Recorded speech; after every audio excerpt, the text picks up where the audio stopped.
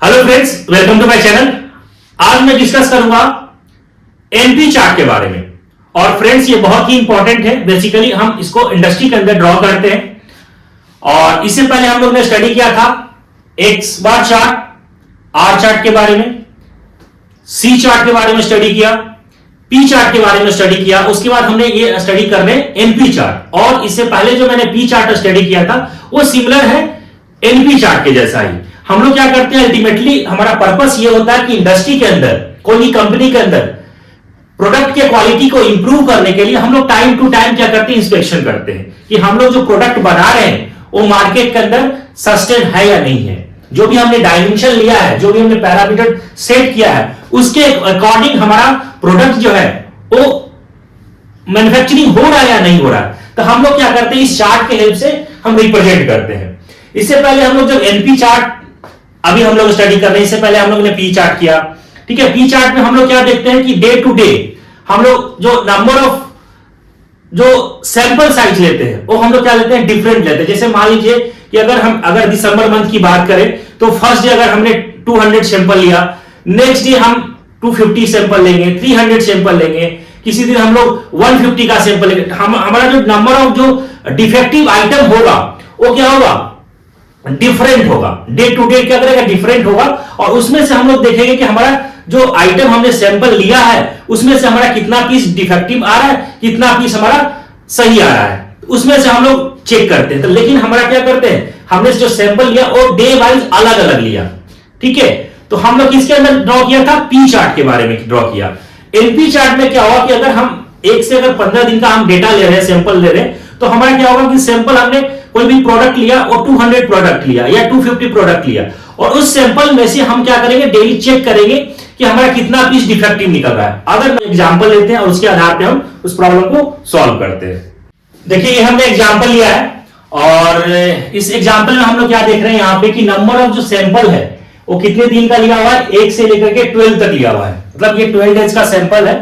और number of जो defective item जो आ रहे हैं वो कितना है, जो फर्स्ट डे आया है वो 25 है, सेकेंड डे 47, इसी तरीके से ये 12 डेज का ये नंबर ऑफ डिफेक्टिव आइटम दिया हुआ है। और जो हमने जो सैंपल जो लिया है वो यहाँ पे देखिए, नंबर ऑफ जो हमने सैंपल लिया है ना, सैंपल ऑफ ईच 250, मतलब एक दिन के अंदर हमने 250 सैंपल लिया।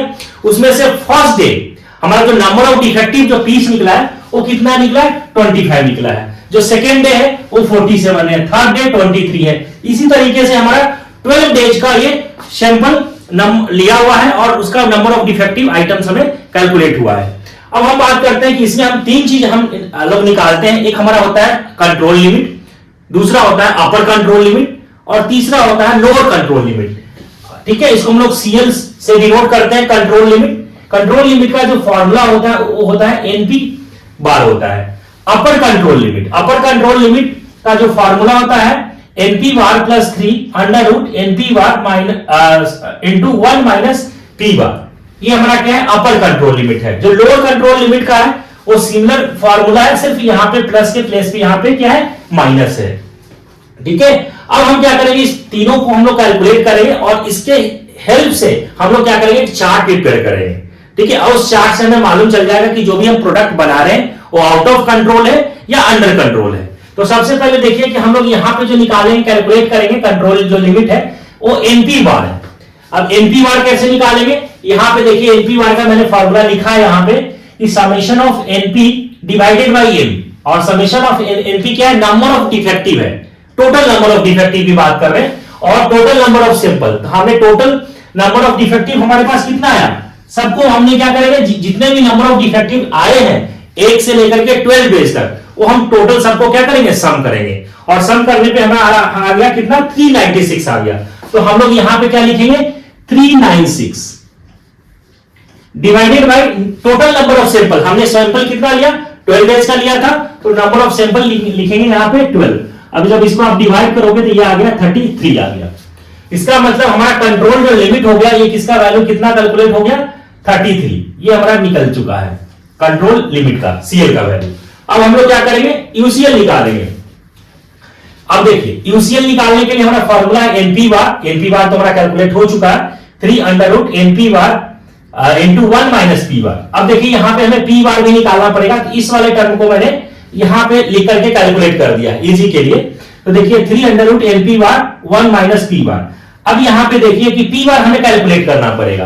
पी बार कैसे कैलकुलेट करेंगे, इसके लिए फॉर्मूला होता है NP bar divided by N, और एनपी बार हमारे यहां से कितना कैलकुलेट होकर के आ गया 33 आ गया।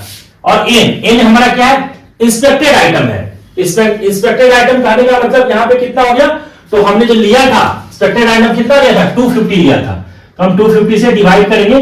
तो डिवाइड करने के बाद हमारे पास आ जाएगा 0.132 ये हमारे पास आ गया। किसका वैल्यू कैलकुलेट हो गया, पी बार का वैल्यू कैलकुलेट हो गया।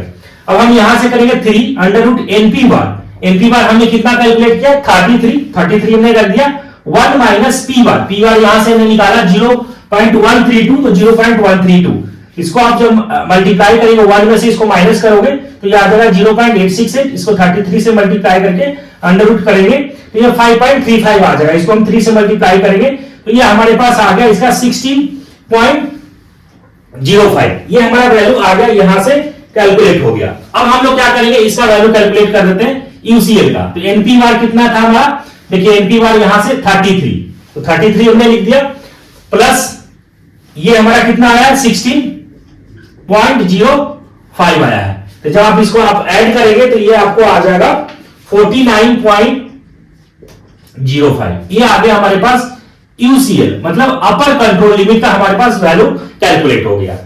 अगेन हम लोग क्या करेंगे, एलसीएल कैलकुलेट करेंगे। एलसीएल हमारा कितना है, एनपी बार कितना है 33 माइनस हमारा कितना वैल्यू है 16.05, इसको आप सॉल्व करें माइनस करके तो ये आपके पास आ जाएगा 16.95, ये कैलकुलेट हो गया एलसीएल। अब हमारा क्या हो गया कि 3 यहां पे वैल्यू कैलकुलेट हो चुका है फ्रेंड्स, एक हमने सीएल का वैल्यू कैलकुलेट कर लिया, यूसीएल का कर दिया और एलसीएल का कर लिया। अब इसके बिहाफ पे हम लोग चार्ट प्रिपेयर करेंगे। आइए हम लोग चार्ट ड्रॉ करते हैं। तो देखिए यहां पे हमने एक्स लिया है और ये लिया है वाई लिया है। जो हम लोग एक्स डायरेक्शन में जो रिप्रेजेंट करते हैं नंबर ऑफ सैंपल हमने, और इस वर्टिकल जो हम दिखाएंगे वो नंबर ऑफ डिफेक्टिव है। तो नंबर ऑफ सैंपल हमने कितना लिया था 12 बेस का लिया था, 12 सैंपल लिया था, ठीक है। तो हम यहां पे लिखेंगे 12 लिखेंगे 1 2 3 4 5 6 7 8 9 10 11 12 हमने 12 सैंपल ले लिया। अब यहां पे देखिए, इसमें से देखिए कि नंबर ऑफ जो डिफेक्टिव है, सबसे मिनिमम हमारा डिफेक्टिव कौन सा सैंपल में आया था, ये देखिए 22, 10 जो सैंपल लिया था उसमें, और सबसे ज्यादा आया था कितना, सेकेंड सैंपल में आया था। अब हम लोग ऐसा इसमें लेना है कि जो कि हमारा ये 22 और 47 दोनों हमारा जो पॉइंट है, दोनों हमारा जो डिफेक्टिव जो नंबर है वो कवर हो जाए। और ये भी ध्यान रखना कि हमारा यूसीएल और एलसीएल में देखिए कि 16.95 है, तो ये भी हमारा इसके अंदर जब हम ग्राफ के अंदर रिप्रेजेंट करें तो लोकेट हो जाए। तो हम लोग यहां पे 5 का डिफरेंस ले लेते हैं, 5 10 15 20 25 30 35 40 45 50, ठीक है।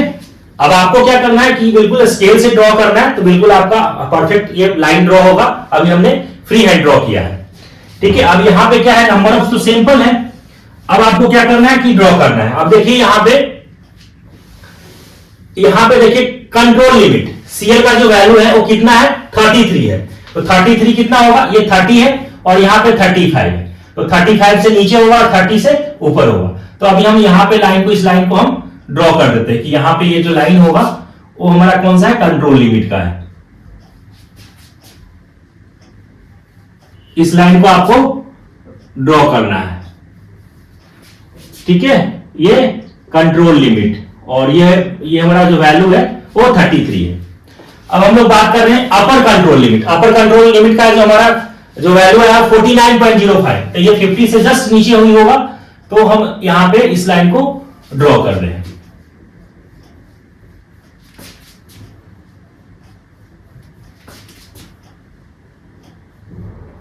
UCL ये आ गया 49.05। ठीक है, अब यहां पे देखिए LCL लोअर कंट्रोल लिमिट कितना 16.95, 15 है, 15 से ऊपर होगा थोड़ा।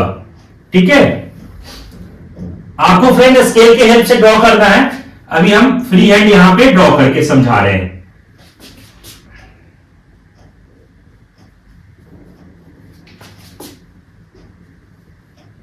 ये हो गया LCL, ये कितना है 16.95, ये हो गया। अब आपको क्या करना है कि इसमें देखना है कि फर्स्ट सैंपल में हमें कितना नंबर ऑफ डिफेक्टिव निकला।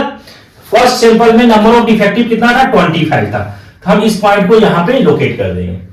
ठीक है, सिमिलरली सेकंड के अंदर हमारा नंबर ऑफ डिफेक्टिव कितना था 47 था, तो 47 कितना हो जाएगा 50 से नीचे ही है, और यहां से कितना है सेकंड है, तो यहां पे आएगा। इस पॉइंट को हमने कर दिया। थर्ड सैंपल में कितना है 23 है, तो 23 यहां से देखिए 25 से नीचे आएगा, तो यहां पे इस वाला पॉइंट ये आएगा। ठीक है, और इसी तरीके से सारे पॉइंट को हमें लोकेट करना है। ठीक है, फोर्थ वाले में कौन सा आ जाएगा 30, फोर्थ वाले में हम दिखाएंगे यहां पे 30, ये हमारा पॉइंट ये आ गया 30 आ गया। ठीक है, फिफ्थ वाले में हमें कितना दिख रहा है 24, तो फिफ्थ वाले में फिफ्थ ये है 24, तो यहां पे आएगा। सिक्स सैंपल में हमारा कितना है 24 है, तो सिक्स सैंपल में 24 ये आएगा। सेवन सैंपल में कितना है 39 है, सेवन सैंपल में 39, 40 से जस्ट नीचे आएगा। 8 से में हमारा कितना है 32 है, 32 है कितना ना 8 वाले में 32 यहां पे आ जाएगा ना 32। 9 के अंदर 35 है, तो 9 के अंदर 35, तो यहां पे आएगा 35। ठीक है, 9 के अंदर। 10 के अंदर 22, 10 के अंदर 20 से जस्ट ऊपर आएगा, 10 के अंदर 22। 11 के अंदर कितना है 45 है, तो हम लोग लिखेंगे 11 के अंदर 45 यहां पे आ गया। फिर 12 के अंदर 40 है, तो 12 के अंदर 40 आ गया। अब जो भी हमें पॉइंट हमने दिखाया है, अब सबको हम क्या करेंगे फ्री हैंड ड्रॉ करेंगे स्टेप बाय स्टेप। जैसे 1 से 2 में जाएंगे, तो यहां से हम इसको ड्रॉ करेंगे। ठीक है, 2 से 3, ठीक है, 3 से 4, 4 से 5, 5 से 6, 6 से 7, 7 से 8, 8 से 9, 9 से 10, 10 से 11, और 11 से 12। हमने ये लाइन जहां जहां पॉइंट आया था, हम उस पॉइंट को मैंने क्या कर दिया ज्वाइन कर दिया। अब हम लोग यहां पे देख क्या रहे हैं कि हमारा जो भी पॉइंट हमने जो लोकेट किया है वो अपर कंट्रोल लिमिट और जो लोअर कंट्रोल लिमिट है इसके अंदर में हमारा ये जो ग्राफ है वो रिप्रेजेंट हो रहा है। इससे हमें ये मालूम चलता है कि हमारा जो प्रोसेस हो रहा है वो अंडर कंट्रोल है। अगर हमारा इस पॉइंट जो है अगर इससे ऊपर लोकेट हो जाए या नीचे जो हमारा लोअर कंट्रोल लिमिट है, इस लोअर कंट्रोल लिमिट से नीचे अगर लोकेट हो जाए, इससे हमें समझ में आएगा कि हमारा जो प्रोसेस जो हो रहा है, प्रोडक्ट जो हमारा मैन्युफैक्चरिंग हो रहा है वो हमारा क्या है आउट ऑफ कंट्रोल है। ठीक है, इससे हमें क्या करना पड़ेगा, जब हमारा आउट ऑफ कंट्रोल होगा तो हम आगे जो भी होगा हमें सुपरविजन करना पड़ेगा, है ना। जो भी देखेंगे हम कि हमें कहां पे फॉल्ट आ रहा है, कहां पे दिक्कतें आ रही है, तो सारी चीज को हम देखेंगे जब हमारा प्रोसेस आउट ऑफ कंट्रोल होगा तब। लेकिन अभी हम इस जो क्वेश्चन लिया हुआ है, इस क्वेश्चन में हमने क्या देखा कि जो हमारा प्रोसेस है वो अंडर कंट्रोल है। कोई भी हमारा पॉइंट जो है वो यूसीएल और एलसीएल से बियॉन्ड नहीं जा रहा है। दैट मींस हमारा प्रोसेस इज अंडर कंट्रोल। तो फ्रेंड्स, इसको इसी तरीके से प्रॉब्लम को आपको सॉल्व करना है और बेसिकली हम इसको इंडस्ट्री के अंदर ड्रॉ करते हैं। आई होप ये समझ में आ गया होगा। समझ में आ गया तो चैनल को सब्सक्राइब कर ले, नोटिफिकेशन को ऑन कर ले। Thank you.